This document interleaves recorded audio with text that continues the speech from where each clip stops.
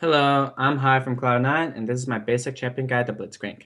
So Blitzcrank is a champion that is a lot better in solo queue than he is in competitive, since he's very good at punishing people for being out of position, and he's also really good with people that play Kalista. So if there's a Kalista on your team, look to play Blitzcrank, and it makes him a lot stronger. But then, even though he's good at picking people off in solo queue, it depends on what elo you're at. The lower the better, the higher the worse he gets. So he's kind of a champion that gets harder to play once you're versus better players. So I'd give him probably 8 out of 10 in lower elo, but a 6 out of 10 in higher elo. Following that, just make sure you roam a lot on Blitzcrank and look for hooks. And be careful about hooking the tanks in and or hooking someone to start a fight where you would lose the fight, since that happens a lot. I see a lot of Blitzcrank run around just hooking at every chance they get. And sometimes you don't want to hook just because it start a fight that you would lose. So be careful about that with Blitzcrank.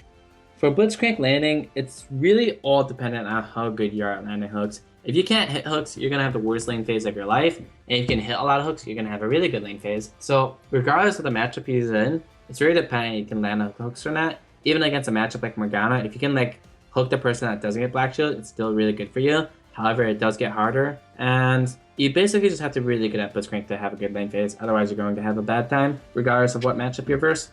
So Blitzcrank is a notoriously bad team fighter since he doesn't provide too much CC during a team fight. Even though he has a silence, a knock, and a hook, they're just all super long cooldown and kind of hard to get off. So for Blitzcrank, you mostly want to be looking to start the team fight by hooking a squishy. Alternatively, if a team fight already started and you're in the midst of it, look to peel for AD carry by knocking up the person diving him, or try to get a hook on their backline, saving it throughout the team fight. Don't just use a hook on the tank just because.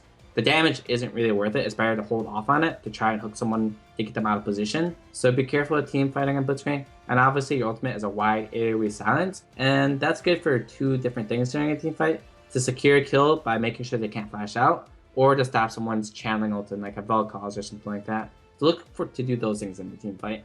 So for Blitzcrank, a lot of people don't realize that when you're hooking someone and they're traveling towards you, they can flash before you can punch them. And to prevent that from happening is during the hook while they're flying towards you, you can ultimate them while they're still flying towards you to silence them to guarantee that you can get the punch up afterwards. So if you know they have flash and you know they're gonna die from that hook, just assume they're gonna flash after they get hooked and ultimate them mid-air so they're silenced, and then follow it up with a knockup. Don't be greedy and try and get the knockup into the ult, because a lot of times they're just gonna flash out and then you can't chase them anymore, or you're gonna have to flash after them. It's just better to ult them in mid-air. So when you're playing Blitzcrank, don't be so trigger happy on your hook. So a lot of the things that people will do is they'll start pathing differently to try and dodge your Q by pacing back and forth. And if you're just running at them directly, there's a very high chance you'll catch them. Or alternatively, they'll put themselves into a position where they can't dodge, where they'll run towards a wall and they really have nowhere else to dodge. So don't be trigger happy on your hook. Hold off on it and just run at them and save the hook for a good opportunity.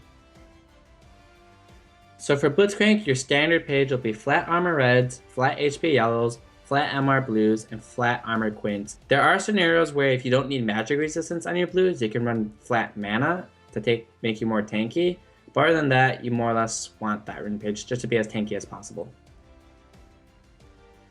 So for masteries on Blitzcrank, I like to run 0, 12, 18. The reason I go 0, 12, 18 is to get Grasp of the Undying.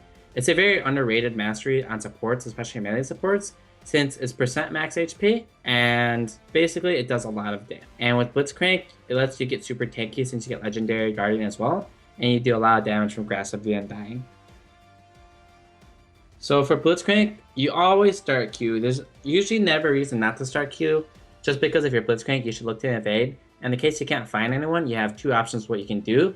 You can go to their double golem or gromp and look to mess with them, hook them and kill them, or you just go to lane and camp and look to hook them there, because doing a camp on Blitzcrank is pretty miserable. Even if you start E and if you have E in lane, it's not that ideal. But in the case your AD carry is adamant on doing it, you can start E in the case you're on the purple side to do gromp. But it's pretty bad if you're doing double golems on blue side. So for Blitzcrank, you max Q followed by E followed by W. Now that's arguable. You can max W over E second in the case you want.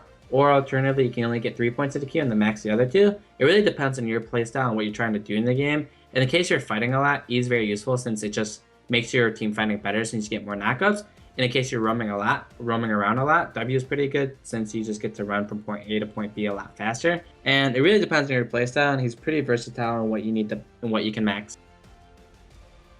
So for item builds on Blitzcrank, 90% of the time you'll start Target Spray since it just makes your lane phase a lot stronger in the case you miss hooks, and it gives you face to the mountain, which is really good on Blitzcrank. Alternatively, you could run Frostfang, and the reason for that is you get to get the ghosties, and when you ghosty someone, it's pretty hard to miss a hook after, although that makes your lane phase a lot weaker. So if you're versus like a really weak lane, then you can go Frostfangs, but 90% of the time you'll need Targets. You ready? Following that, your items that you can get are, once again, really dependent on who you're versus on the enemy team. In the case there's a lot of AD champions, you'll want to get a Frozen Heart. In the case there's a lot of AP champions, you'll want to get a Locket. Obviously, get your sight stun first, and then following that, get one of those two items, depending on the enemy team comp. And following that, you just want 45% CDR on Blitzcrank, so look to get that through whatever means possible, or that means getting a Frozen Heart and a Locket and a Mikhail, or like a Frozen Heart and then getting like a Zeke's or whatever.